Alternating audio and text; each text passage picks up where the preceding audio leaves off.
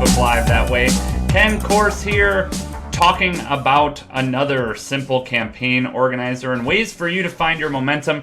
If you haven't heard of me before, I am a marketing and sales strategy expert. I help you generate more leads for your business. I help you take your marketing where you want to go. And today I'm talking a bit more about this tool. And in my last Facebook Live video, if you missed that one, there's another solid half an hour of content of us going through the process of reviewing what's called the simple campaign organizer and audit. So during these sessions, I really encourage you to ask questions, give feedback. I actually share these on all of my Facebook pages, including my personal. So I'm sharing that right now, actually. That's why I was running a little bit behind when I was starting there. Today, it's you. So let's share it, because today I'm going to be reviewing another simple campaign organizer that I received, this time from a client who was at the Magnetic Speaker event, I believe, that's named Shelly Campbell Harley.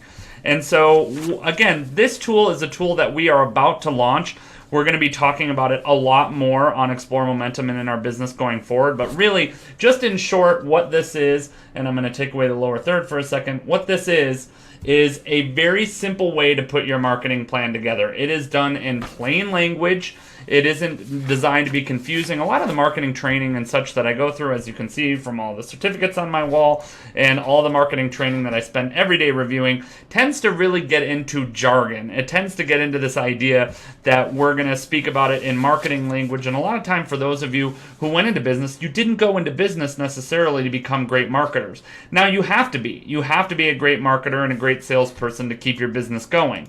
But in this case, I want to be really certain that you have a tool that's allowing you to organize all these things, put them together in a way that makes sense. And that's what the Simple Campaign Organizer is designed to do. And as I mentioned, next week we're going to be launching this project to the world, so you'll all be able to download it, complete it. And for the first few, I'm going to be talking a little bit more about how you can get your session done just like this, just like I'm doing for Shelly today. So first of all, section 1 that we've got here that I'm going to be going through, what am I doing? So really, this is asking you about yourself. It's saying, all right, what do you want to happen in this marketing campaign overall? It's far, far more likely that you're going to be successful when you step forward with a goal, and then the strategy that comes along with the rest of this organizer is really helping you execute it. So when I ask the question, what do I want to happen in this campaign, Shelly jumps right in and she says, I want to gain 100 new customers in the coming year, and I want to make 100K in the next year. So if we're getting 100 customers at 100K, I just want to do my math right there. That means we need to make about $1,000 a customer. So as we go through this process, my hope is in your business model that we have here, that we'll be able to understand exactly how we're going to generate that $1,000 per customer. Plus, the other thing that's really important is you're using the words customers and not leads. So the question also has to become, how many leads do you need to generate in order to create those 100 customers? And since I don't know your sales statistics or the systems that sit behind you and any of that stuff, there may be some answers as we get later into this. But the truth is that 100 customers might mean 1,000 leads at a 10% conversion ratio. It might mean 500 leads. It might mean whatever it means. It's really saying, all right, we've got to look at some data. We've got to look at either your historical data, and if you don't have that, we want to make an estimate. And we want to make an estimate that's on the conservative side. We want to really say, all right, for us to get this 100 customers, that means I need to get 1,500 email addresses, phone numbers, all of those things. Now again, you might do a lot better than that. Your follow-up system might be much better than this, Shelly. But the truth is, for a lot of you, we don't even know what that formula looks like for you. You just know you want a certain dollar figure, but you don't necessarily know how many leads and how many sales you need to generate. So in Shelly's case, she needs to find 100 customers that are worth $1,000 to her a piece, which is going to generate her that 100K number. So then the next question on the organizer is, how will I make this happen? So what she says here is, I need to begin a direct mail campaign, interesting, so offline marketing, and start building my speaking career. My favorite form of marketing overall, and by far the most lucrative for those of you who want to do marketing and who want to do sales. Speaking events and events in general are really the best way for you to get warm audiences in front of you. So you want to make sure that you are out speaking whenever you can. Even if you're using Facebook Live like we're using here, and I'll talk about this in a future lesson. I'm actually developing a course that's going to talk a bit about Facebook Live for those of you you who are wondering how we do what we do with the fancy lower thirds and all that stuff, I want to talk about that a little bit. But speaking career, I need to do at least one major gig per month. So again, if we're looking for 100 customers that are worth $1,000, this is also going to allow us to be pretty choosy about what type of speaking gigs we're going to take, because we've got to make sure, again, that that's fulfilling our goal. So how many people are at these speaking gigs? Are they 10, 25, 100, 500? Are you able to sell at them, or are you only collecting leads that you can follow up on? So again, your follow-up process has to be really solid based on where we are here. So let's talk a little bit more about that as we go through the rest of your organizer. But you want to really build this over time to be able to say, all right, you want to tactically choose those events and tactically choose the way that you're thinking about how you approach these organizers. So then from here, I asked my favorite marketing question, who cares? So who cares that you're doing this? Who cares that you're going into business? Who cares that you want to make this revenue amount? Now again, you want your customers to care. If you can get your business in a position where your customers care about your goals as much as you do, or they care about participating in a brand or a community as much as you do, that is really critical. Now for a lot of you, that might just mean who's keeping you accountable, who's your coach, who's your mentor, who's the person that's really helping you in here. Who cares that this solution, that this change, that all those things are going to happen at this point? So really, I want to make sure that everybody has a solid answer to who cares that you're doing this, or why do you care? If you don't care, your customers will care even less. So you say, who cares? The teachers that have kids in their class with behavior issues, the parents who have kids that have tuned out of the family relationships. Both of those are really big problems. So I actually think you have a great problem here that you're trying to tackle. What's really important about this question, and as we go through the rest of this organizer, what I'm hoping to see is that the language they use? Do the parents refer to them as behavioral issues, or do the parents refer to them as out-of-control kids, or kids that are obnoxious, or kids that are brats? Again, I want to get really deep inside the customer, and I want to say, all right, at this point, what is the language that they use, and is that the language that teachers use? Behavioral issues does really sound like like the language that a teacher would use. They have a kid in their class that has behavior issues. In this case, is that the language that the parents use? So do we need to split the message a little bit so that we're attracting people a bit more effectively? We need to make sure that the message is right and that they really do care. Because if I'm approaching with language that doesn't really resonate with a parent, and I would even ask you this question is, if you're a parent out there that's listening to this, and you can leave comments on my personal or wherever you're seeing this Facebook Live video, would you use the word, my kid has behavioral issues, or would you use the words, my kid is a brat, or my kid is obnoxious, or my kid's not listening? What is the language that really makes sense based on this? So that takes us into the second step, and you can tell by the way I'm asking these questions, who is my customer?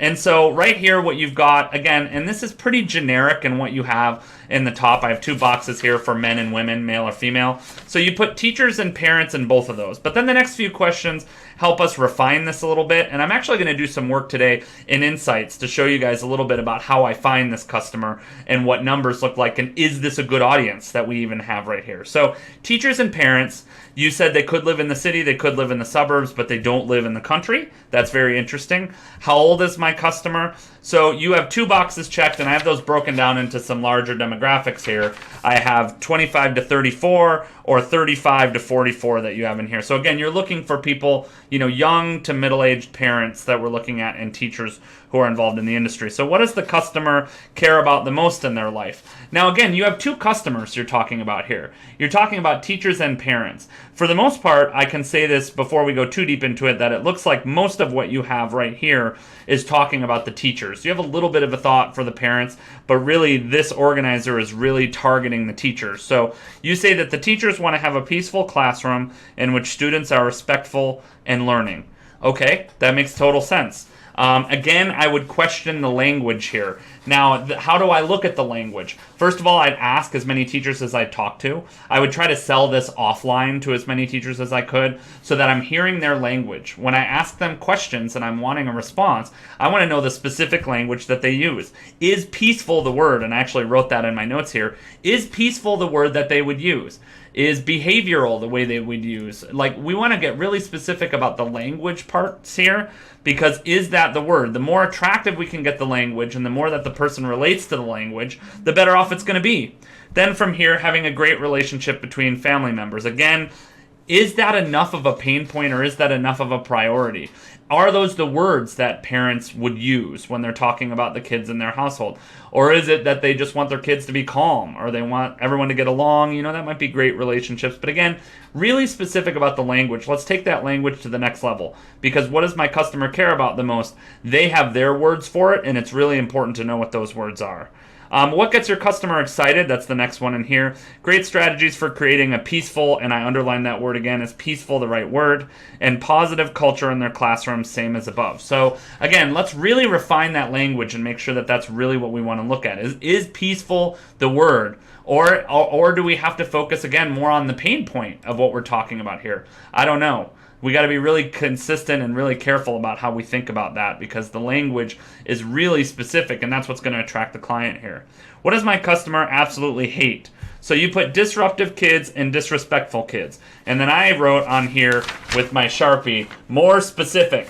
So again, how does the kids get disruptive? What specifically are the kids doing? Are they standing up in class? Are they throwing things around? Like, how do we get really specific? Because again, we want to create an experience in anything that we do for our client or for our user. So if we're trying to create something that really gets the teacher going, oh my God, I can't stand this. I don't even want to think of another day. Like, is the kid talking back in class? Are they being obnoxious? What are the specific things that kid is doing in the classroom? Are they throwing stuff around? Are they cheating on tests? Like, how do we get more specific about that? Because I don't think disruptive is enough of a message. It's not enough of a motivator, in my opinion. And again, this is just my intuition, marketing experience. I don't think that it's a bad word. I'm just not super convinced without some research and some conversation that disruptive is a powerful enough word for both the kids and the families. Let's get specific about the scenarios. And the more that you can talk to people, whether it's your case studies or your testimonials or anything that you've got in there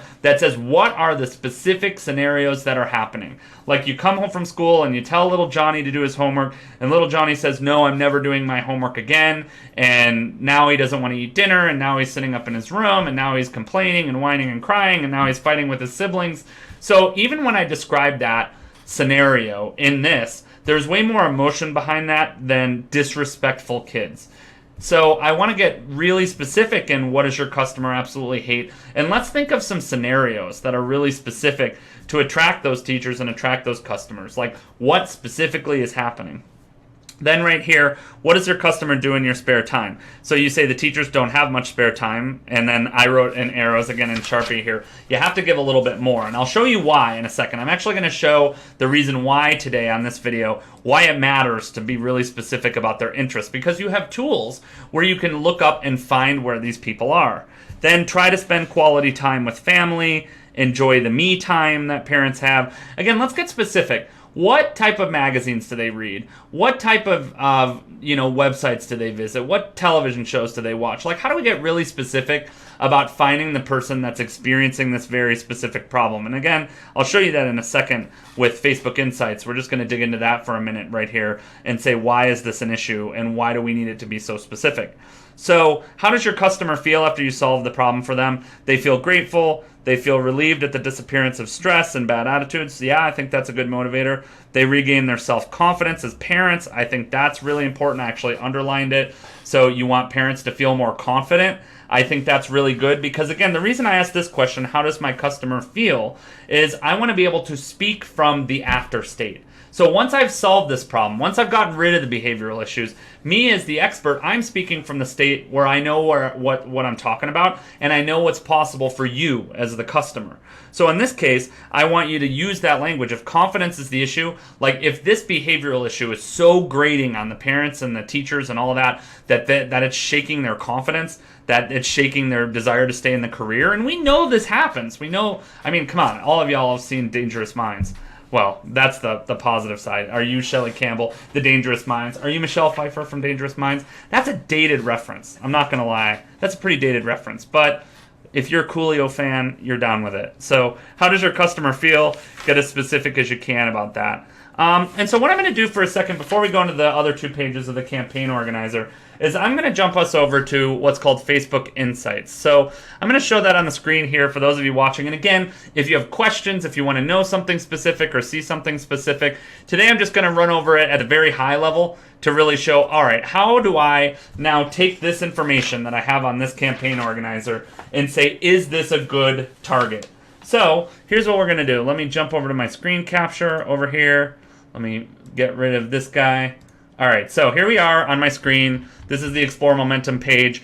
And up here at the left, for those of you who haven't done a lot of this, there's this little menu where next to pages. And then there's this little menu item that's called Audience Insights. So I'm going to open that guy right here. And it's going to ask you, what audience do you want to use to start? This is an important question because if you have an existing list or you have a custom audience you've already built, you can work in this. But since we don't have that right now and we're using our simple campaign organizer to get there, we're just going to use everyone on Facebook. So then it's going to walk us through a little wizard, and it's just saying, here's an audience of active Facebook users in the US. It's 150 to 200 million people because we don't have anything really in here right now.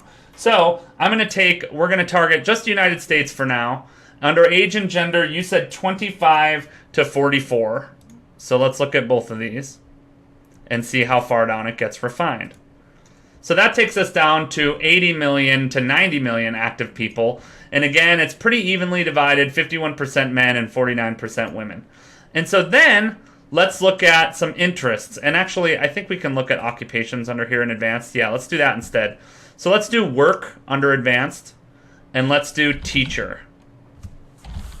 So job title, teacher, professor, educator. Let's see, it's not pulling any of those up. So let's keep playing with different titles. Oh, there we go. School. No. Oh, there we go. So let's go computer and mathematics. Let's go science.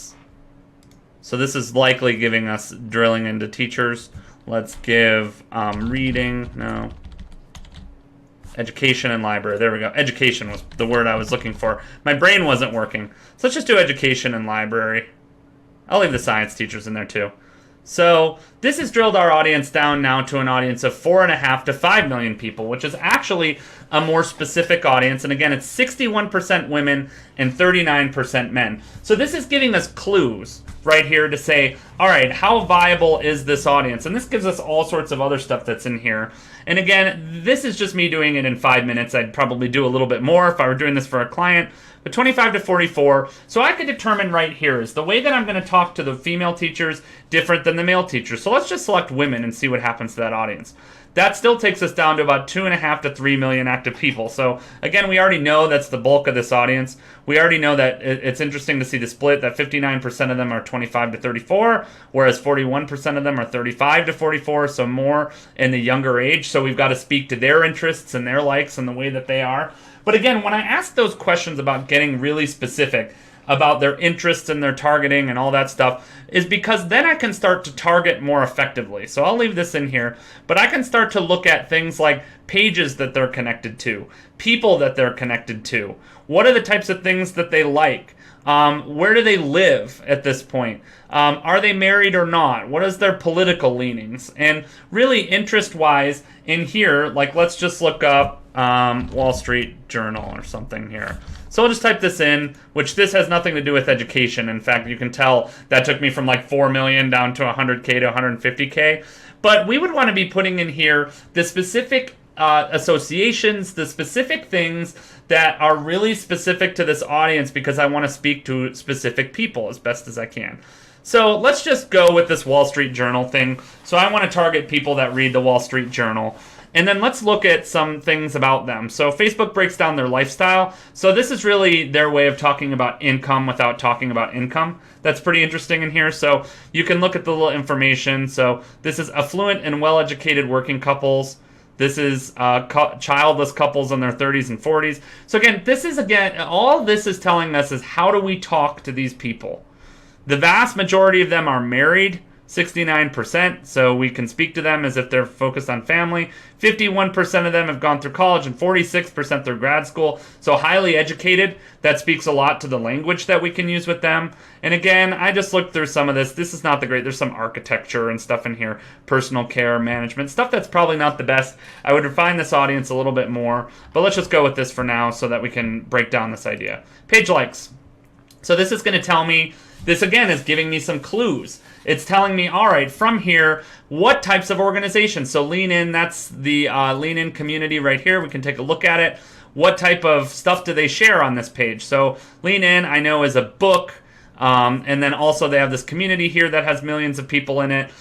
So again, the clues you're looking for here on this page is what is the type of content that is shared? What are they sharing on this page? So what are they talking about? This is a core story. This probably leads over to a blog.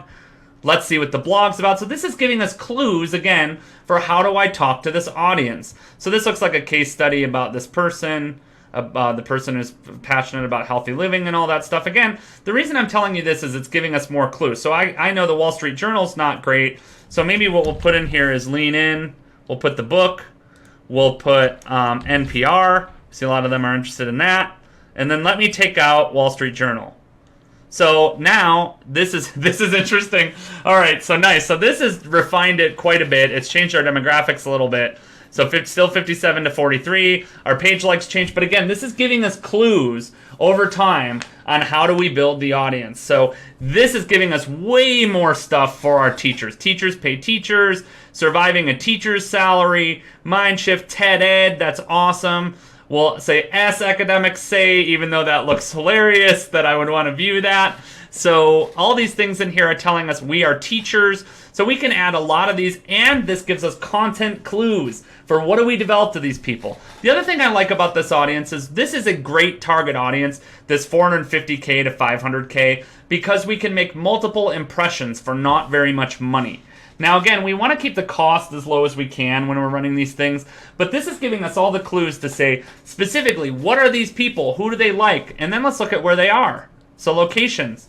So, oh man, all over the place. Massachusetts, Kansas, Iowa, Massachusetts again, Virginia, California. So again, we can get really specific with the targeting. We can look at their activity. So this is telling me 63 is definitely way, way, way above the average of active on Facebook. So what it's telling me is, again, this is a good audience for Facebook. We know they're on here. In general, the average person is only looking at about 19 activities. This person's looking at 63. They like posts a lot. They click ads a lot. So a great ad audience that we've got here. Again, for the most part, they're on desktop and mobile, but probably mostly mobile, so you want to keep that in mind when we're targeting these people. I bet a lot of them, when they're looking at the computer, are doing it at school, which is very interesting. So you have to make sure when you design your pages or the way that you're focused on it, that your pages are keeping in mind that you don't necessarily want to have videos that are auto-playing or stuff that's going to get them in trouble at work.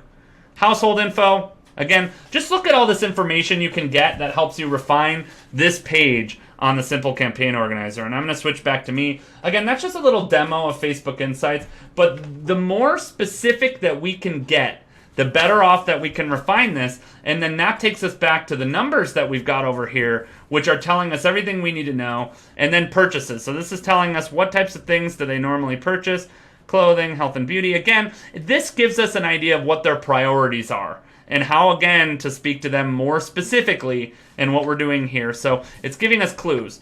A rule that you want to keep in mind, again, this is a great rule from my friends over at Digital Marketer. Again, I'm Digital Marketer certified. Ryan Dice, I love his work. I love his team. I love what they do there. I'm a big supporter of this. This is a tip pretty much taken directly from them.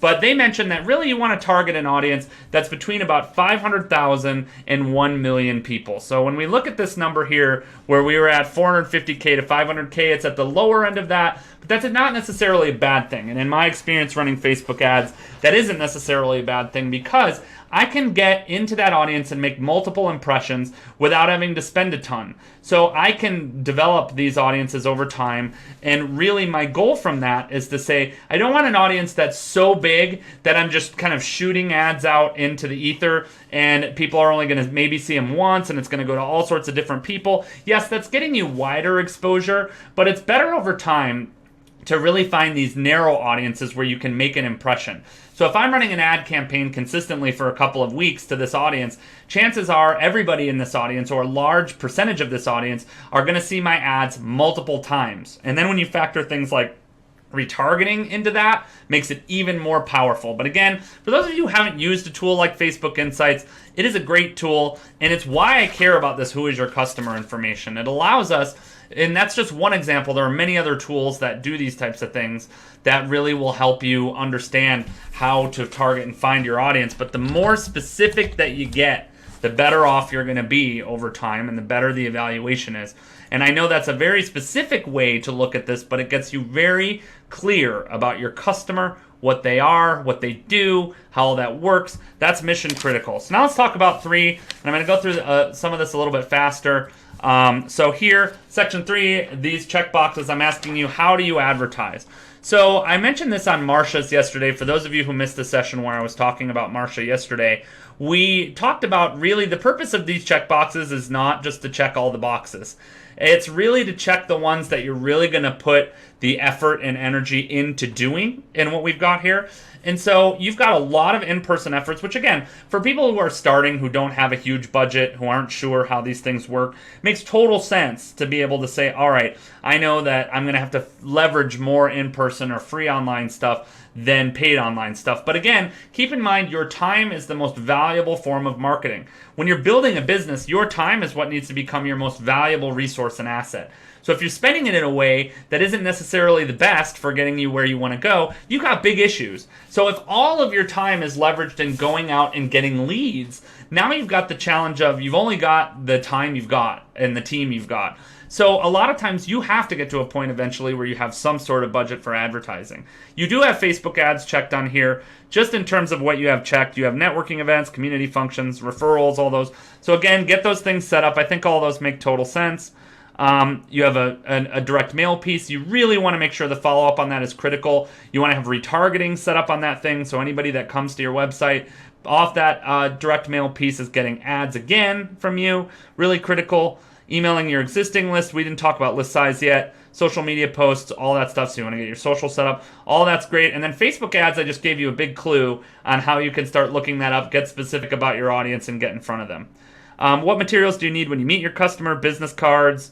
I'm not a huge fan of business cards. I'd rather have a flyer or an order form that I give them. Business cards, people can easily throw away. In fact, I've got business cards sitting on my desk right here. And I mean, I'm good at following up with them, but even then, you know, it's much more likely someone's going to walk around with your flyer. Even better, you were at an event where we're talking about books. Book is another great thing you can use in there, but business cards are nice. But for the most part, you want to take their business card and be responsible for the follow-up. Materials for any exercises. Yep, take those. I want to do with them. My products. Yeah, products are a great thing, especially if you have physical stuff. Want to be able to sell that to them. What's your free offer? Free reports. And free audiobook with every purchase of a seminar/workshop. Great. Free report, again, you want to refine it based off of what we just talked about. Make sure that that report or those reports are speaking to both of your audiences. I've just looked at teachers really, but teachers and parents, you want to be really specific about that. Make sure the offer is appropriate to who you're talking to. What's my paid offer? Workshop, seminar discount, okay. Second book with a package, great. That sounds like another good upsell. We don't have prices on these, and I wrote that number down. So it's tough for me to say, since we have to make $1,000 off of 100 customers, if that's what we're doing. We have to make sure that these numbers work. So we have to make sure that with all this combined, we're getting into that $1,000 range. Now, you may already have that. I don't want to assume you don't, but let's be really specific about that. What problem does your customer have that the offer solves? Positive culture in the classroom, positive rebuilding of family relationships. Again, we already talked about that. Be a little more specific. How will you follow up with leads that do not take the offer? Emails. Next to that, I wrote a question. I wrote teachers ? You mentioned that teachers are busy. Are emails the best way to get them? And you also want to be very clear about the best times to get them in front of the teachers that they'll actually look at them. I would be looking at other ways. You know, you might want to incorporate text messaging in there. You might want to incorporate calling at appropriate times because, again, teachers are busy, and I know a lot of them are going to be behind in their emails. Doesn't mean that your emails can't be effective. They certainly can, but you want to keep that in mind, and again, keep a mixed media approach in mind for your audience. Handwritten notes, love that one. Phone calls, you got that in here. I just wrote that question next to emails. Are emails really the best way? Now, yes, I think you should always have emails in the process. You just have to ask yourself at what point are they going to be really engaged in your emails, and make sure that your emails are strong enough to get you to where you want to go. How will you follow up with customers that do take the offer? You said same as above, so emails, handwritten notes, phone calls, plus future offers. Great, love that. What besides revenue? So now we're on to section 4, the last page. How do you measure your success? This is a really key one. It's part of a program that I'm about to launch here in the next week called the 5 Key Business Success Factors. And measurement is really telling you, is it working? Because a lot of people just stand around and look at their bank account and say, well, there's no money in here. What measurements are determining whether the money's going to show up in there? Now, I'm not saying that money isn't the most important stat. It definitely is. But at the same time, you want to have indicators. You want to be looking at things saying, all right, what stats are going to go up that's going to indicate I'm going to find those leads? I'm going to get more customers. What are the critical stats that I need to be looking at? So in here, you said customer feedback and reviews. I drew an arrow next to that says more. I don't think that's enough. That's telling you whether the campaign is a success. Are we looking for social followers? Are we looking for email list growth? Are we looking for paid list growth? We need some specific measurable things in there that say we are at 5 followers now and we want to go to 105 followers by a certain date. So you want your stat to be really specific like that.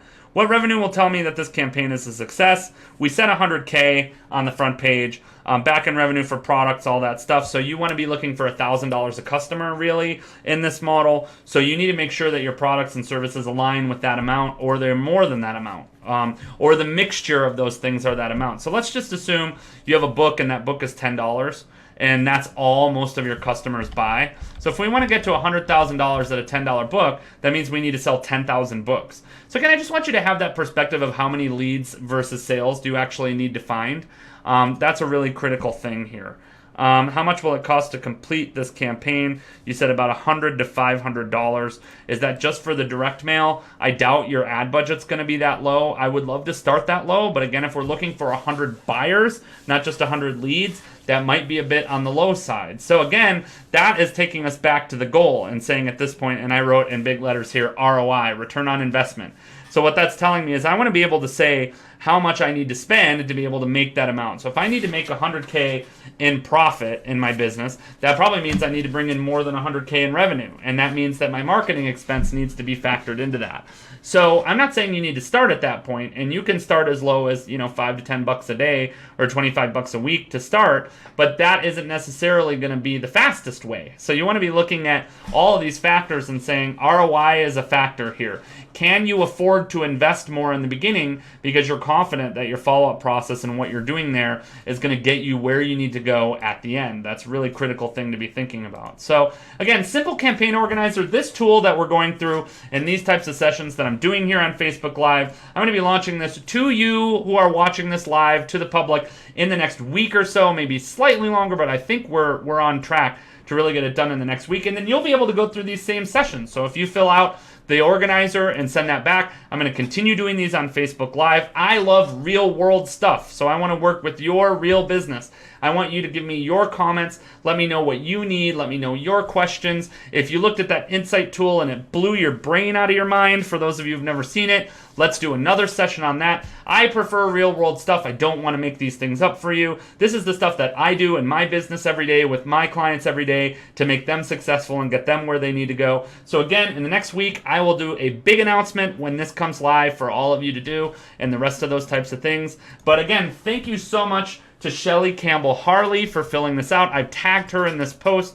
I hope you get a ton of value out of this. It helps you understand your customer a bit better, your marketing plan a bit better. And for all of you who are watching that going, man, I need some of this too, you'll be able to get that organizer in the next week. Spend some time playing with insights, understanding your customer a little better. It can make a huge difference in your business, huge difference in your success overall. So I want you to be thinking about that. And again, for all of you, have a great day. We'll be back very soon. Have a great weekend for those of you who are watching this right before the weekend. And we will see you soon on Find Your Momentum. Dangerous Minds. Listen to Coolio.